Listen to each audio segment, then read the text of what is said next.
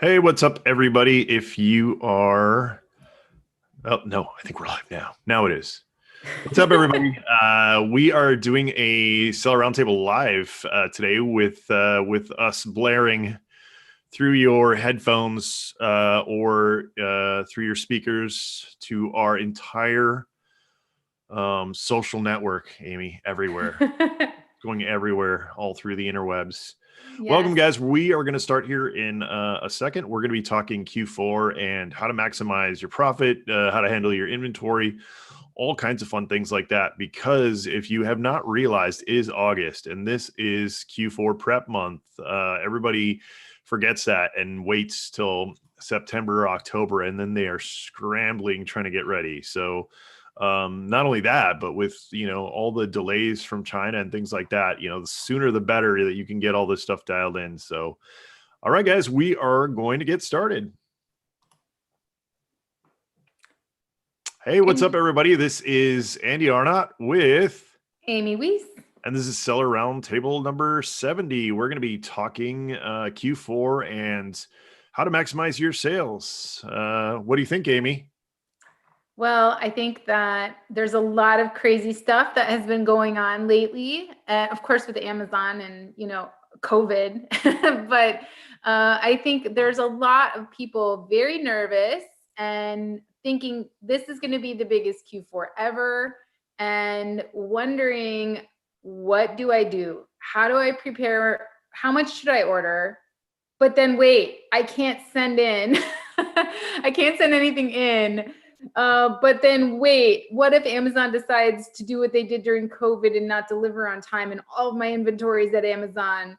But then wait, and I think, so many people are selling on other channels and there's so much going on right now. We just thought today is a great day to just get after it and talk about it. So I'm excited. And I have M&Ms, so I'm prepared. Amy, I saw a post on your Facebook. I think it was yesterday saying that there was going to be some candies being cut out. And the water is okay. So the water is the secret, right? No, it's funny though. That is seriously, like, whenever I drink a ton of water, I drop weight like crazy and I just suck at drinking water. So I do too. I feel like that problem has not been solved. Like, people have like the bottles with like the etch things on them and apps and things like that. I'm like, no, I need like a bottle with and maybe it exists. Tell me if it does, and if not, like, somebody's gonna steal this idea and make $1 million on it. But like a bottle that has like a little thing on the bottom of it that like will beep at you or vibrate or something to like force Well, you. they have the one that lights up. They have a bottle that like glows at you while it's Yeah, sitting on your, yeah, but yeah. I need it to be more annoying than that. Or maybe it's tied to an app and like your computer screen and phone screen is blocked until you drink water.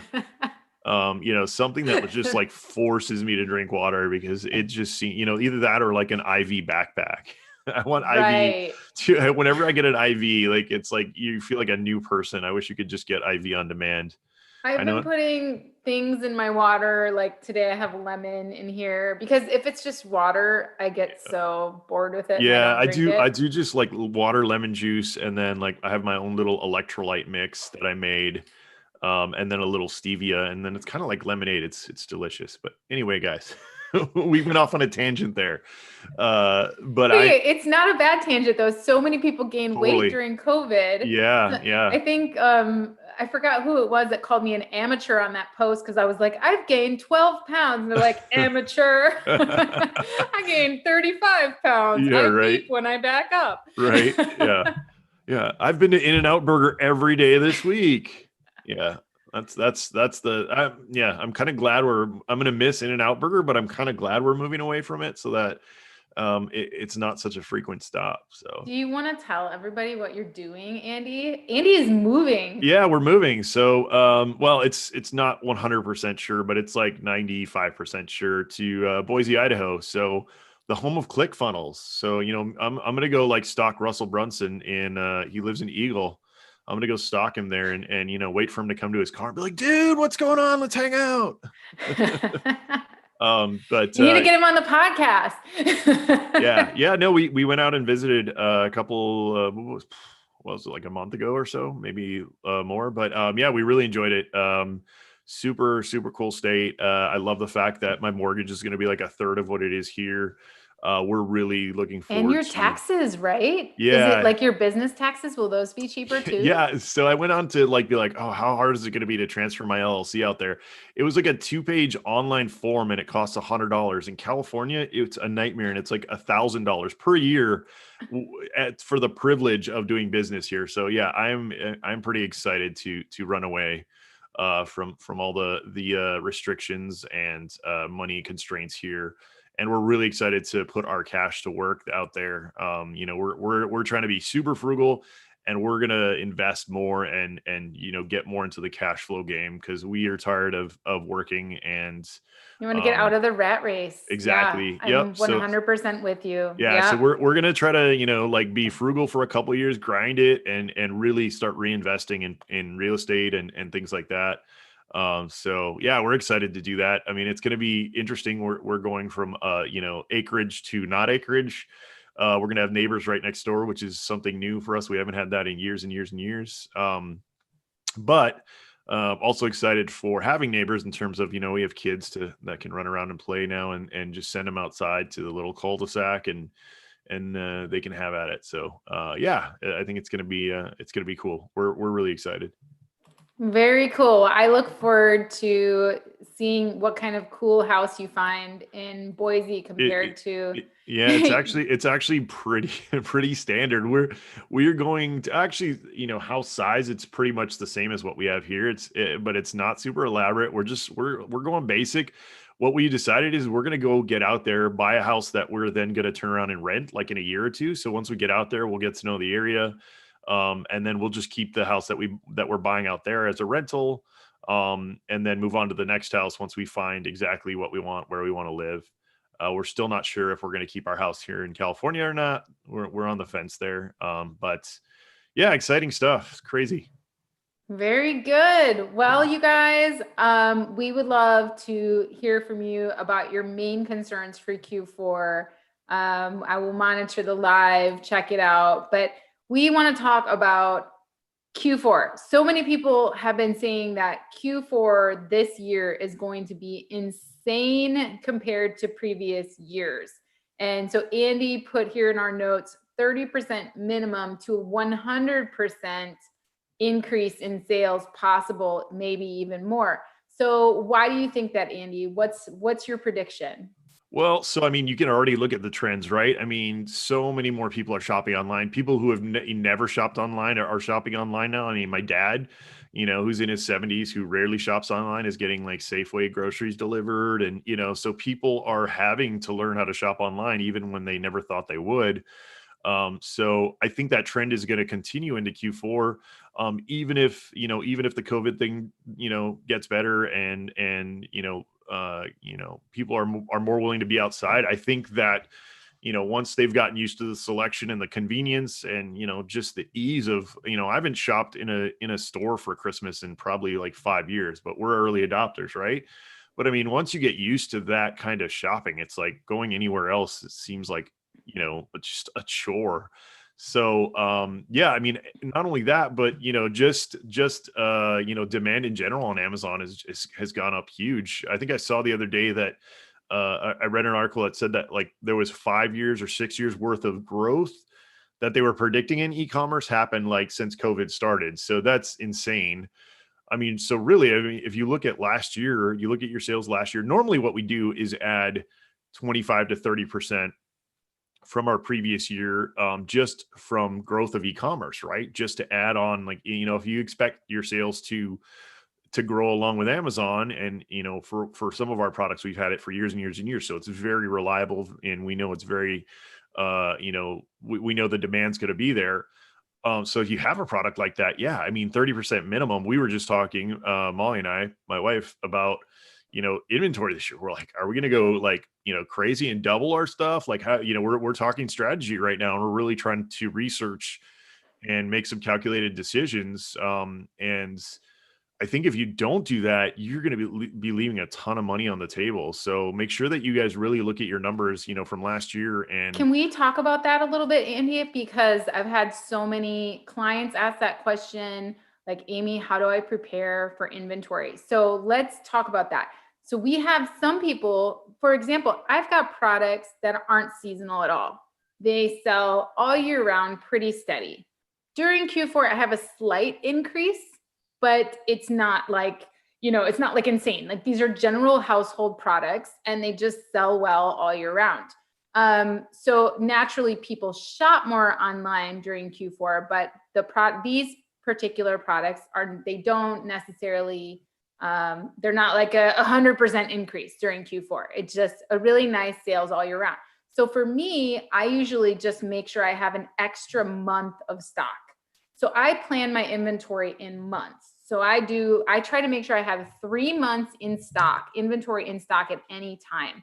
And that way it gives me lead time. If I improve my sales and I'm doing really well, then I still have time to get more. Even if I'm getting it from China, it's usually 30 to 40 day lead time and about 30 days of shipping, right? So that's about 2 months. And then you can, count on that 1 month of getting it in, getting it checked in, all of that kind of restocking in the warehouse or in fulfillment centers. So that's kind of the way that I plan. But the biggest questions that I've gotten are people that are just getting started online, and they're starting with a brand new product that they've never launched before. And so the advice that I've given for that is same thing. What you want to do is you want to look at your closest competitor, not the number one competitor on the page. You want to look at your closest competitor. What are the average sales across the page that you think you're going to be on, right? What are the average sales? Is nearly everyone kind of in the 20,000 in ranks? Is nearly everyone selling 10 to 15 products a day? You could always use Helium 10's Chrome extension, and you can click on all time for their sales, and you can look at what were their sales during December of last year, during Q4 of last year for your competitors. And then take that and look at, okay, I'm just launching. Right? Am I going to do a launch promotion? Am I going to do some giveaways? Am I going to do some rebates? I need to work that into my inventory. And how many can I expect to sell? So I look at my competitors. And of course, I don't plan to necessarily beat them. I plan to try to be right up with them during that time. Right? And I make sure that I try and get about 3 months of inventory in stock at any given time. So that's kind of how I plan for inventory if I'm launching a new product. But what do you think, Andy? Is that good advice, or do you do something different?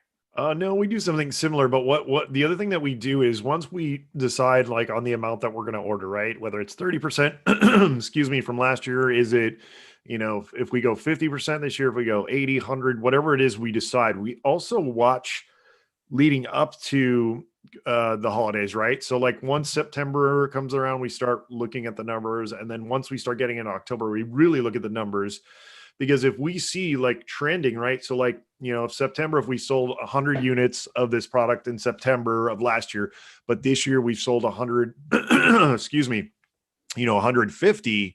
Well, then we go, well, wait a minute, like this is scaling pretty quickly, so then we take kind of these micro stats, the micro data. So, getting closer into maybe a couple weeks and looking at that and comparing it to last year. And if it's a huge, if we sold 100 of this product in September of last year, but this year we sold 300, that's 3x. So then we go back and go, well, wait a minute, we're selling way more already. Like, let's order another thing, like another order right now, because the trend is looking like it's going to be much higher.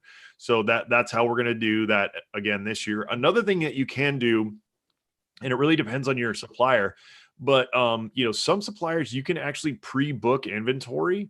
If you give them some like 30% of the cost, and sometimes some suppliers will even give you net 30. So in other words, they'll give you 30 days to pay as well. So it really depends on your supplier. I'm not seeing that as much anymore though, because money is tighter in China now. So a lot of, manufacturers used to be, at least with us, we used to be able to get net 30 pretty easily. Now we're getting a lot more pushback on that. Cause I think just, money wise in China, it's tighter just like everywhere else in the world. So those are some tactics to really look at is, take the macro picture and then get micro as you get closer and really try to follow the trends in the data there. And one thing that you taught me early on, Andy, a trick was that if you do have that product that you know pretty well and you know that it's going to be quite an increase, but you mentioned booking inventory with your supplier, you can always order more from your supplier. So let's say you want to order 5,000 units or even 10,000 units, but you just don't want them to ship all of them. They'll hold on to those units and then, okay, let's get, the first however many fit in a 20-foot container, or let's get, that first shipment sent out. Maybe you do an LTL shipment or an LCL shipment. Is that less than container load? I'm talking about regional stuff. But anyway, maybe you're going to do an LCL instead of, a full container load, and you're going to get that going, and you're just going to ask your supplier to store it in between. And that way, when they shut down for Chinese New Year, you don't have to worry about, oh man, they'll be able to just ship it out. They're not going to be prepping everybody else's stuff for Chinese New Year. They're already going to have your products in stock ready to go. So that's another little trick. So I know the next natural question, Andy, is, hey, what's going on with these restrictions? Right now, I'm not even able to send in. If I'm planning on selling 3,000 to 10,000 units, I can't even send in more than 200 right now. How do I plan?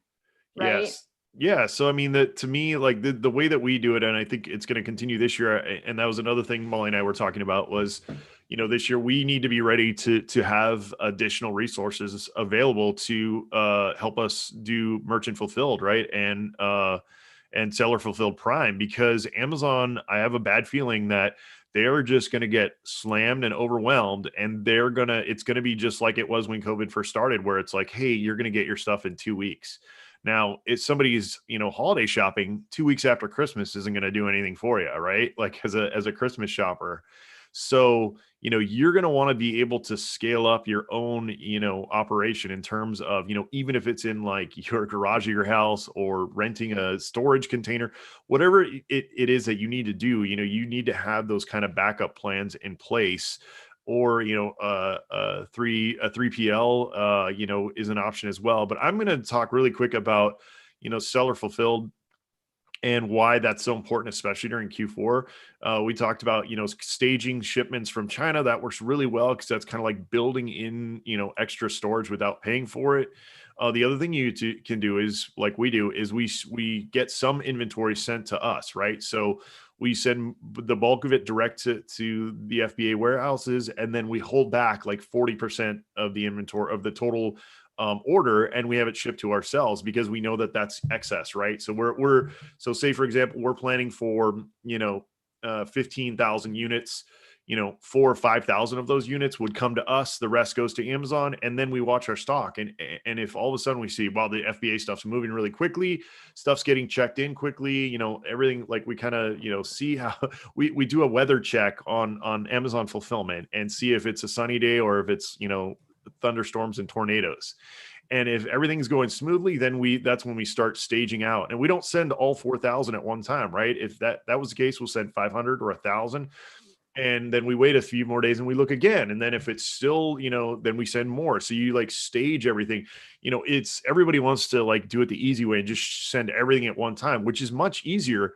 But in terms of being strategic, it won't work nearly as well in terms of, storage. And then we've had this happen to us before. And this year I'm terrified of it. That's why we're really going to be spooled up for seller fulfilled, is that you get stuff to Amazon, it takes them 2 weeks to check it in, or a month, or, Yes. we've had stuff sit forever. So, those are something you guys really want to be aware of this year.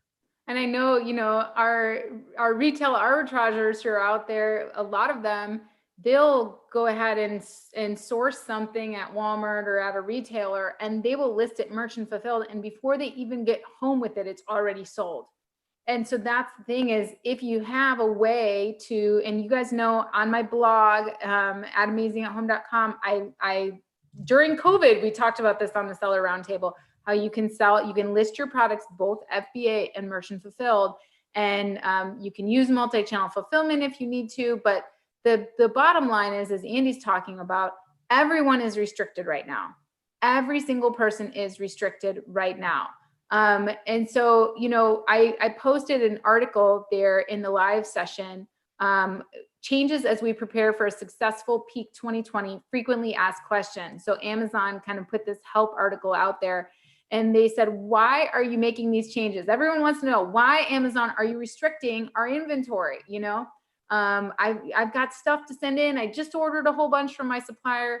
And this is their answer. They said, as we head into the holidays, we are preparing early to meet sustained increased demand. To ensure we're ready to best serve all of our selling partners and customers, we are introducing adjustments as we ramp into peak.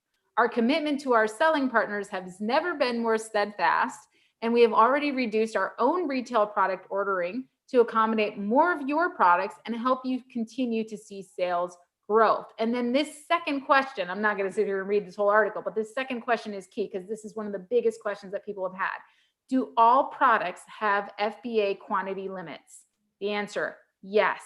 All products that sellers can send to our fulfillment centers will have quantity limits. Most products will have enough space available for over 3 months of sales. So I get it. Some of you who are like, this sells 1,000 units a month and I can only send in 200. Well, I mean, that is when it's best to actually look into Seller Fulfilled Prime. And we're going to talk about Seller Fulfilled Prime. But really, as Andy said, he's preparing. We did the same thing. We just booked another full 40-foot container space in our warehouse for additional inventory. And we're just taking, we also opened up an account with Deliver. And, we are selling on other channels now, and, we are still planning for Amazon to be the bulk of our sales, but we want to be able to have multiple fulfillment options so that we can get more products to customers faster. So that is the biggest thing to look at. I know the days of all of us putting all of our inventory into FBA and counting on that sustaining us I think they're over. I think that it's going to be tough. We used to be able to do that, but I think Amazon has had such an increase in sellers, and they honestly cannot keep up. I don't know. Is that what you think, Andy? Do you think that? Yeah, well, I think that it forced a ton of people who were not on Amazon previously to get on Amazon, right? I mean, like, look at even, we were talking about this in previous episodes about how, as these small mom and pop stores, local stores and things like that, a lot of them probably jumped onto Amazon and their own websites and things like that because they had to survive, right? I mean, there's nobody coming through the door. How else are you going to sell your wares, right? So, yeah, I think they've had a huge influx of new sellers, new shoppers. I mean, Amazon, I think, has been on, has had the gas pedal floored since COVID, and they are still, I mean, they're going to be hiring and ramping up all the way to Q4. And, and still won't be ready. They will still be understaffed. They will still not have enough warehouse space. I mean, they're probably right now if I were in logistics at Amazon right now, I'd be going to the malls that are all shuttered right now and figuring out if, how I can use that space, or, all these closed Walmarts and Sears. And, I assume they're looking at that. And if not, Jeff's not as smart as I thought he is. But I mean, they're ramping up as much as they can, but there's no way, I don't think, that they're going to be prepared for it. There's just so much, increase in demands, and you can only scale so quickly, right? Even a company like Amazon. So, maybe they get smart and start doing, maybe some more strategic partnerships, maybe with FedEx, or, I know that they compete against each other, but I don't know if FedEx would turn down. Well, they used to have FedEx, and then they cut FedEx out. Right. You're right. And so I think U.S. Postal Service has been trying to end their contract with Amazon because Amazon negotiated such good rates with them that they're actually losing money fulfilling for Amazon. Right. So, there's going to be some bottlenecks, you guys. You're going to be limited in inventory that you're going to be able to send in. So how can you hedge against that? Number one, you want to be careful to try not and run out of stock if you can, whether it's FBA inventory or merchant fulfilled, however you're going to do it, or seller fulfilled prime. You want to try not to run out of stock during Q4 because inventory takes a lot longer to check in during Q4. It could take weeks to check in. So that's number one, is your FBA inventory. You want to try to plan that out. So let's say you're going to be able, most of you are limited to 200 units right now. We don't know per ASIN. We don't know if Amazon's going to change that. We have no idea. Right now, they're trying to put the brakes on some people because who are already sending stuff in. But we don't know if that's going to change. Right now, it's 200 units. So that's how much inventory you can maintain of any one ASIN at a time. Let's say some of you have already created a shipping plan before these restrictions were put in place. You're going to be able to ship that inventory in. If you go into Seller Central and you click on inventory and inventory planning, you're going to see that your allowable units is 200, but your in-use inventory is however many you created that shipping plan for. And so you're just not going to be able to send any more in until you fall below 200. So that's the thing. You can create another shipment and send more in as long as you're below that 200. So you need to look at how much you're selling, how much you plan to be selling in that 200 number during Q4. And you need to be preparing to seed feed. And you need to make sure that you're creating those shipments ahead of time and getting those things in. Also, make sure that you send it in during Q4. Try to create a small parcel delivery, a SPD shipment, and not an LTL, because Amazon puts LTL or freight deliveries to the back of the list. But people who send in individual boxes, they get checked in first. So if you are having to seed feed, usually 200 units, that's not that many cartons, right? So you can get those sent in. So plan for that, and then have your backups ready. Have your merchant fulfilled listing ready, and then make sure if you have the ability to do seller fulfilled prime, make sure that you're looking at that as well, so that you have enough inventory, not only in Amazon, but directly outside of Amazon to keep on feeding the beast. And can we talk a little bit about Seller Fulfilled Prime? Seller Fulfilled Prime is, you can apply for it. Now, here's what you have to be careful of. Seller Fulfilled Prime requires that you deliver the products within that 2-day delivery window that Amazon delivers with Prime, right? So you get the Prime badge on your listing. If you can apply for Seller Fulfilled Prime, you get the Prime badge on your listing. So the difference, regular merchant fulfilled, you don't get the Prime badge, right? It's just free shipping or whatever shipping you set up, right? And you have 2 days with regular merchant fulfilled, you have 2 days to put your tracking number in there. And then you have, 3 to 7 days to deliver that shipment.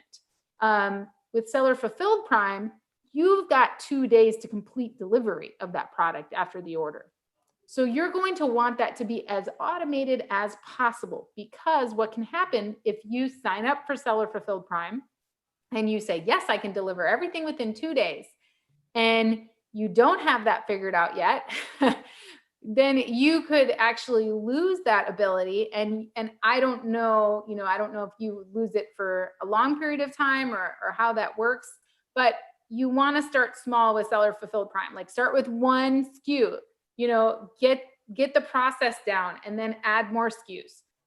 So Andy, I know you do some Seller Fulfilled Prime. What's your advice on that? Yeah, we've done a lot, and we have been banned before from it. It's you actually can usually get right back in once your on-time shipment metrics get back into check. Here, that was great advice that Amy just gave, is start really, really slow, because it is a different process than you're used to. Like, even if you've done merchant fulfilled, it's still a different process. Luckily, Amazon has a thing now in the shipping settings where you can say, hey, I'm using, I'm shipping with UPS and, Postal Service. I don't want to, I only want to provide this level of service. So, for Postal Service, say first class mail, right? And then you can tell Amazon, hey, only offer this seller fulfilled Prime badge to people that I can deliver in that way in 2 days. So for us in California, when we do that, it's normally like, Southern Oregon, Washington, Nevada, Arizona, Texas. Like, there's only a certain states and areas that will see that Prime badge because they know that Postal Service will deliver generally, not always, within that time frame, and it'll automate that for you. The other thing that you have to realize, which a lot of people don't realize, is that you have to take shipments, I believe, or you have to take orders that same day till 1 p.m. So you can't ship in the morning. You can't be like, hey, I'm going to get up this morning and ship my seller fulfilled Prime stuff. It won't work that way. You have to wait till 1 p.m. when the last order comes in order to make sure that you get all your stuff out on time. After 1 p.m., that's the cutoff. After that, then you can go and ship, or you could ship in the morning and then ship again after 1 p.m. But you have to make sure that you are aware of that, because if you're not, then you're going to be missing orders and you're going to get booted pretty quick. Yes, definitely. Yep. So just prepare for that. And now there are partners that you can utilize for seller fulfilled Prime. So there are partners like Deliver, like ShipStation, I believe, helps you with making sure you get that 2-day delivery. ShipBob is a fulfillment center type of service that they have fulfillment centers all across the country. And so you can send your inventory in and they will make sure that you have that 2-day delivery. So a lot of these different services, like Deliver, for example, that's with 2 R's, they allow you to get that 2-day shipping badge. So if you're selling on Walmart or you're selling on Amazon, whatever, you can show that 2-day shipping badge. You can guarantee that 2-day delivery. So you don't necessarily have to do it on your own. I know a huge amount of our listener base is located in Europe, in Australia. So I know you guys are wondering, well, what the heck, guys? We learned about this Amazon thing. We've been selling on Amazon.com, and now we are not in the US. We can't, do that. So now is the time to start making calls to warehouse facilities. Now is the time. Some warehouses offer pick and pack. So they might not offer fulfillment, but they do offer pick and pack. And what that means is that when you need that next 200 units sent in, they'll go ahead and put your labels on for you and get that sent in for you. So make sure, if you are limited and you want to because if you leave your stuff in China, right? If you leave your stuff with the supplier, I love that hack that Andy taught us about that. But during Q4, you may want your stuff closer. You may want to be able to get it there quick, right? And right now with air shipments have really screwed everybody up, because now with COVID, air shipments are no longer really viable for the most part. There are a few ports I've heard where it's not affected, but for the most part, air shipments are out the door. So we all are having to either use faster sea freight or just sea freight, and you're looking at 30 days there. So we don't necessarily want to have to play that game. You're better off now getting all of your stuff shipped and putting it in a warehouse and sending some of it to Amazon. And I think a lot of people I've seen in many of the forums, people are like, well, wait, okay, I'm going to send some to a warehouse. I'm going to send some to Amazon. My freight forwarder is giving me this crazy quote. Well, don't do that. Send it all to one warehouse and then have that warehouse create the shipment to Amazon. If you ask a freight forwarder to send it 6 different places, you're going to get an insane quote. You're better off to use that ground transportation once you get it to the US. So get it to a warehouse here, figure out who your warehouse partner is going to be. There's a ton of blog posts out there that talk about FBA prep centers, stuff like that. Start making phone calls. Start asking them. You'll notice that most of the warehouses on their websites, they don't mention price. And we just did in Mastermind Group the other day, we talked about shipping. We had a shipping class and logistics. And our shipping guy, Brownstone International, he also has warehouses. And he was talking about I asked him, I said, well, what can we expect to pay for your warehousing? And he's like, well, it's really hard for me to give you a price because number one, how big is your product? How much space does it take up? How many fit on a pallet? Can that pallet be thrown on the top shelf in the warehouse, or does it have to be on the floor? How long is that stock going to be there? Is it going to be moved? Do you need us to pick and pack it? All of those things come into consideration when it comes to warehouse operations. So when you start going onto these websites and looking for warehouses, don't be concerned if their pricing is not necessarily upfront and they want to get on the phone with you and get a quote with you, because they don't know about your product. And they're probably getting a lot of calls right now. So make those phone calls, find a warehouse and logistics partner, and get your products to the US. And then the other big question that we've been getting is, okay, Amy, well, where do I pick the warehouse? Does it need to be located in the middle of the country? Not necessarily. Are they going to be doing fulfillment, or are they going to be doing just seed feeding to Amazon, right? So if you're just choosing a warehouse that is going to be storing your stuff and sending it to Amazon every couple of months, right? Then you don't necessarily need a warehouse that's located in the center of the country, because Amazon's not going to ask you to send your inventory to Florida if your warehouse is in California. Yes, you might have to send it to 2 different fulfillment centers, but they're not going to ask you to send it all the way across the world if your warehouse is in California, for example. So, you don't necessarily have to make all those decisions right now. For the most part, what you need to do is make sure that you have a place to store your inventory outside of Amazon. And the other thing, even if Amazon removes the restrictions of how much you can send in, this is something new sellers need to know. The price of Amazon storage goes up immensely during Q4, immensely. I remember we were doing wholesale and we got all these big accounts. We spent, I think it was a little under $50,000 in inventory. And we had, these were popular products. These were not like brand new private labels. These were well-known brands, hot selling products. And at the end of Q4, we barely broke even with all of the storage fees. And remember, advertising is also more expensive during Q4. So you're going to pay more in advertising, you're going to pay more in storage. So just be smart about it and realize that, a lot of people put a lot of pressure on Q4 to get their products in. But if you're sending in excess more than you're going to sell, you're going to spend more on storage than you're going to make in profits. So you really do want to plan ahead for that. You don't just want to blindly send in 1,000 units and you have 100 units in sales during that 4-month period, and all of a sudden you've spent, thousands of dollars in storage fees and in advertising, and now you haven't made any money. So make sure that you're really staying lean and you're thinking about it, and you're looking at the prices. You get assessed storage every 30 days during Q4 from Amazon. So that is the big mistake that I've seen new sellers make, is they send everything in and they're like, yeah, I got to be ready for Q4. And then they get to the end of Q4 and, maybe it's a new product. Maybe they've never sold before. Maybe they aren't sure how to do advertising, and they end up actually losing a lot of money. So that's my next piece of advice for you. Stay lean, plan ahead, look at what your competitors are doing, be realistic, and you're going to have a much better success rate there. Anything else about avoiding those bottlenecks or restrictions, Andy?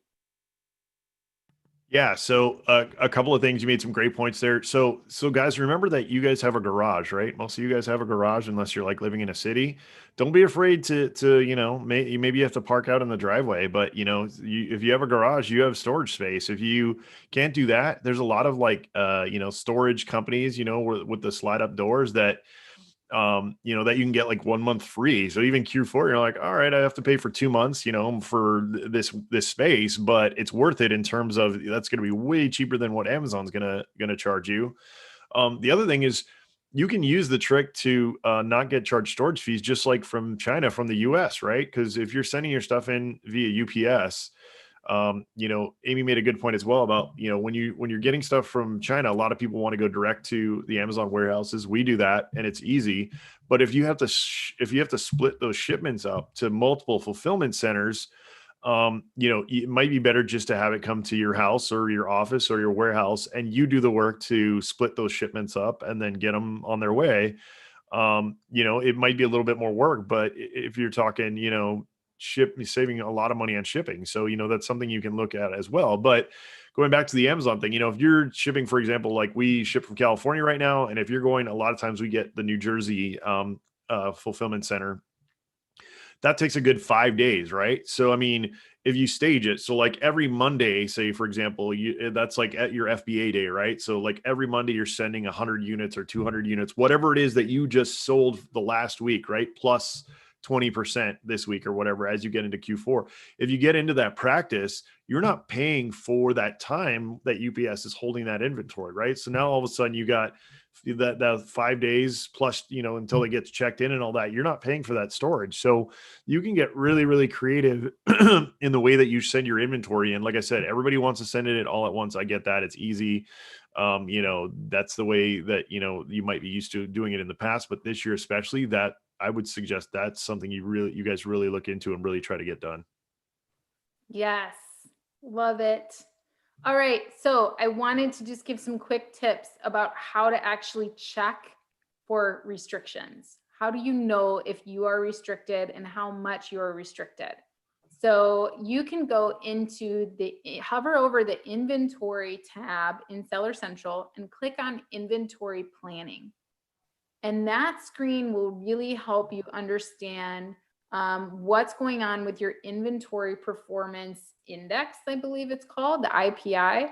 So it'll give you your score, and then it's going to give you some recommendations to improve your score. And when you click around there, there's some tabs across the top of that are right underneath the main Seller Central tabs. And those tabs, you can actually click on Restock Inventory. You click on the Restock Inventory tab there, and they will show you what your restock quantity limits are. You can actually hover over, there's like a little color bar, and you can hover over that and it will tell how many you have in stock and how many you can send in of each of your products. Okay, so definitely check that out. You can also pull restock reports, and there will be lots of helpful information there. So inventory planning, and then go to the restock tab at the top, and you will see a lot of great information on that page about your limits. If you've already created a shipment and you were not limited at the time, you will still be able to send that in. You just will not be able to send in more until after you run down to that level that you're restricted to. So 200, for example. So that's just something to keep in mind. Oh my goodness. Okay. So I think, Andy, we've covered it as far as fulfillment and as far as preparing for Q4, how much inventory to send in. We have some notes down here where we wanted to talk about other types of fulfillment, right? So you had a link here, shopify.com/fulfillment. What are some other methods of fulfillment that you use, Andy? So I actually don't use any 3PL because we've been doing merchant fulfilled for so long. But yeah, some of the options we already talked about. You got delivery, you got FedEx, 3PL, Shopify just came out with their, well, I guess not just, but recently their fulfillment, solution. You got ShipBob. You talked about that a little bit earlier. Honestly, the easiest thing to do is just go to Google and search for, third party 3PL, fulfillment services, and you'll get a bunch of options. Deliver is the one I hear of the most. Like I said, I've never used any of them personally, so I can't give you any personal recommendations, but that's what I've heard. Deliver is, one of the most popular. And then, it's a tool that we didn't talk about today, but I consider essential, especially if you're doing merchant fulfilled, is ShipStation, right? If you're doing a large quantity, just the amount of time it's going to save you to batch those orders and ship those orders, worth every single penny. I think the smallest plan is, and they charge you by orders. I think it's like $29 a month or something. It's completely worth it. So ShipStation for merchant fulfilled, highly suggest that. I would say it's almost essential unless you're only doing like 5 or 10 orders a day. But if you're doing like, any good volume, definitely something you want to think about. You want to make sure that you get a good thermal printer if you're doing any of your own shipping. I've used like so many different ones. I know Dymo's popular, and then Zebra is another popular one, but my new favorite, and it's cheap and amazing, and it takes pretty much like any label. So to me, it's like win, win, win, win, is Rollo. It's a Rollo thermal printer. I think they're like $150 ish, around there, but super fast, does a great job. Will take all different sizes, easy to load, like by far the best that I've used. And Um, we use our Brother black and white laser printer for all of our labels, and it works really well. So it's not a specific label printer, but we just get the full size label sheets and it prints them right out. And yeah, so that's, if you don't have a thermal printer yet, you can use your regular, letter sized yep. printer. And so, Yep. yeah, we do use that. But yeah, when you're going to get ready to step up your game, when you got 700 SKUs like Andy, you might, Yeah. Well, yeah. you So might we be, like, yeah, we like that because not only does it print the label, but it prints the packing slip. It's all, and it's just like, that's like when we print labels. Like I think last year I posted that video of like that thermal, like that's what it looks like when we print labels. So we can ship easily 100 orders a day. So definitely essential for us. But yeah, if you've got the scale, you're definitely going to want to invest in some tools that are going to save you time and effort. yes, I would agree. And then you were talking about just some basic supplies, in terms of, making sure you have enough to, bubble wrap and poly bags. And we have a like little thermal sealer where, it's like you pull the plastic and you push down on the seal. We have a shrink wrapper. We have, just the basic things for if you have to repackage something, if you get a return and you're ready to flip it and turn it back around, well, some basic repackaged supplies, tape, boxes, shipping boxes. Usually there is packaging companies like right local in your town where you can find really great stuff. Bubble Fast is another really great website to get shipping supplies and stuff like that. But you want to make sure that you have that kind of stuff in stock if you're going to be Yes. doing merchant fulfilling. Yes, for sure. I'm not an expert at merchant fulfilling. I do merchant fulfill a few of my products, but I don't have as many SKUs as Andy does. I'm not even close, So for me, it's pretty manageable because, I know what generally sells, how many sell a day, that kind of thing. So it's very easy. But another thing for you, if you live in the US, open up an account with UPS. So many people have asked me, Amy, how do I shop? If I'm selling on Etsy, if I'm selling on some of these other platforms where I can't use Amazon multi-channel fulfillment, how do I shop shipping rates? So there's a website called pirateship.com and you can shop shipping rates there, but sign up with UPS. Get a business account with them. We have a business account with UPS and FedEx, and their rates that they give us are better than what we get from Amazon through them, right? You know how Amazon offers discounted shipping through UPS. We get cheaper rates with our business account with them. And then when you have a business account with them, they will actually come to your house and pick up your shipments every day. So we log into our online portal and we say, yep, we got a shipment ready for you today. And the UPS guy comes and he loads them up every single day, all of our shipments. So we don't even have to leave the house right now. I remember when we first started fulfilling our own stuff, we would be dropping it off at the postal service. We would be dropping it off at UPS, that kind of thing. And so we don't even have to do that anymore. It's very easy. We just print our labels at home. We stick everything on. We run to our warehouse in the morning, bring everything over, stick our labels on, stick it out the front door, put in an order with UPS, and we're done. So definitely kind of learning some of that. Learn from your retail arbitrageurs. They will teach you, our ladies over at Ladies of FBA, Jess Hill, she can teach you all about how to do that kind of stuff and how to sell on multiple channels. Even if you're a private label seller, if you've never merchant fulfilled before, learn from the arbitrageurs because they know what the heck they're doing. So that's how I learned, was starting with retail arbitrage, and it's really helpful to understand, because these people move some inventory, so it's pretty cool to learn from them. So don't be afraid to do that, to try out merchant fulfilling some of your stuff. It's very, very easy to list your stuff merchant fulfilled. All you literally have to do is go into your inventory tab, copy and paste the ASIN of your product, of your FBA listing, go to inventory, add a product, paste in that ASIN into the search bar, find your product, click sell yours. And I know what you're thinking. Well, Amy, I already have this listing in my, it's fine. It's going to bring you up right to the offer tab. You're going to scroll down and you're going to check the little radio button next to, I want to ship this item myself. And you're going to put in your price and you're going to hit save and finish. That's it. Now you have an FBA and a merchant fulfilled listing. And all they're going to, and then you're the one who sets the quantity. That listing is inactive until if you notice, when you go back to your inventory, all of your merchant fulfilled stuff will have a quantity. Your FBA stuff will not have a quantity. Your merchant fulfilled stuff will have a quantity. So you can change that from 0 to however many you want to put in stock. And if you want to go out of stock, you just put it back to 0. It's okay. You don't have to worry about that. So that's a good way to get started, is by listing your products, both FBA and merchant fulfilled. Maybe try a few before we hit Q4. Learn the process. When an order sells merchant fulfilled, and remember, it's the same listing. It's not like it's going to pop up, throughout different places on Amazon. It's the same product. It's the same ASIN. It's going to either be in the buy box at the time. You can even advertise against your merchant fulfilled stuff.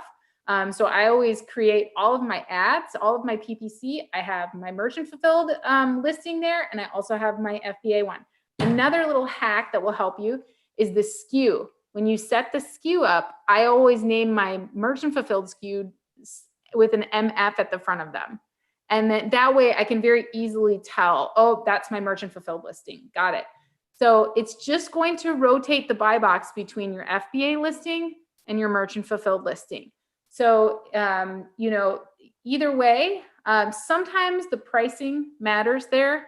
Amazon has been playing games lately with how much they've been rotating buy boxes. So just, there is no definitive answer there. I've had so many questions about it, and it's like every week it changes. So, I just keep my eye on it and make sure that, it's rotating the way it's supposed to rotate between my prime listing and my merchant fulfilled listing. And yeah, so just kind of get out there and list your products both ways. Get ready for that. Start planning for your inventory. Start finding those partners, whether fulfillment partners or warehousing partners. And don't let these restrictions by Amazon mess up your Q4. It's totally doable to have a really great Q4, to have better sales than ever before, and to deal with this even with Amazon's restrictions. So we don't want you guys to feel scared about this and like, this is, the end of the world. It's not. It's going to be awesome. We're going to make so many sales. You guys are going to have great Q4s as long as you're just making sure you're keeping track of your inventory and allowing yourself a lot of options to be able to keep seed feeding and stay in stock. Yeah. So just circling back real quick. So for supplies, we've shopped all over the place. So far, the best we found is Amazon itself. Actually, you get some great deals on shipping supplies from Amazon. And then also Uline. Uline is also really good. I think it's just Uline, like the letter ULINE.com. Yeah. And a lot of times if you order like a certain amount, they'll do free shipping. They also have they'll do free shipping. I think I covered my mouth just, and they also have a lot of really cool kind of tools and things that you didn't even know existed to like help you be more productive while shipping. So definitely check that out. And the other thing I wanted to mention is like Amy was saying, they actually just changed, made that even easier, Amy, to list a second thing is in your inventory screen. All you have to do is on the drop down menu now, you can go there and you can hit add another condition. And And when you do that, it's super fast. It's literally like almost 2 or 3 clicks. You just add that, you click on that, and then you can click on, you add the SKU and then the item condition, which you can do list another new. So you do another new, and then below that, it says fulfillment channel. I'll ship this myself, or Amazon will ship it. And so if you've already got an FBA listing, then you would do merchant fulfilled or vice versa. And it's super easy. And then what happens is, like Amy was saying, it pops it into the buy box. So it's just, when you go to the listing and it says, it's, $24.99, and then it says 2 other offers, like you're one of the other offers, even though it's your own listing, or your own offer. You can have multiple offers. A lot of people get that confused. They're like, oh, you're only supposed to have one offer. That's not true. You can have You're only multiple supposed offers. to have one. If you're selling the same product, you're only Right. supposed to have one ASIN. But Right. this is the same ASIN. It's just Yep. a different offer. Exactly. So, and then what Amy was talking about is they have been really weird about, the buy box. What I like to do is actually price both the same, or I actually price my merchant fulfilled a little bit higher. And that's just to build in, the labor that's involved. Cause now, you're having to have labor to ship that product. You're having more costs in terms of, shipping supplies. And also, if it's between the two, I want to push people to the Amazon listing, less work for me. Right. So, that's where I want to push people. So that's generally what we do. What I've noticed though is, Amy, I think what they're doing is they're getting really smart about their capacity, right?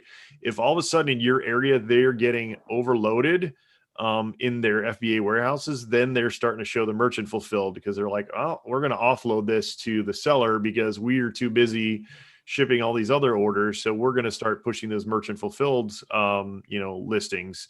So I think that's kind of how they're doing it. But, like Amy was saying, like I would say this Q4 is probably the biggest opportunity since early Amazon days, right? To really make a serious amount of money if you play this well. So guys, right now is when you start planning, when you start researching, when you start getting all this stuff dialed in, because what's going to happen is the people who aren't paying attention, October is going to start rolling around and their inventory is going to be gone, in a couple of weeks. And they're going to be going, holy shit, what am I going to do? They're going to be on the phone with the supplier. The supplier is going to be like, hey man, we're 2 months out, we're booked. So you guys really, really want to think about that and really, get a plan in place. Even if it's just a Google sheet, get a Google sheet in and start planning out, every step of the way, like, time it's going to take, costs, things I need to buy, pretty much anything that you can think of, start really planning and writing it down. So it's not just, something that you're thinking about and then forgetting about the next day. And maybe, Andy, right before, when it's Q4 spin up time in September, we can do another, or maybe end of August, we can do another seller roundtable kind of extra session like this, where we talk PPC, because advertising during Q4 is different. And so we would love to help you guys prep for that. So we'll kind of plan for that. We'll plan for another kind of special session to help you guys ramp up for your advertising, because it's a different beast, but you can do it, and we'll be excited to help you out with that. Yep, absolutely. And as we get closer to there, probably next month, that's when I start talking about, everybody waits to start scaling their advertising and ranking and stuff too late. Everybody's always doing it too late. So we'll remind you in October, that it's the time to start doing all that stuff. We'll tell you what to do. We'll show you how to do it.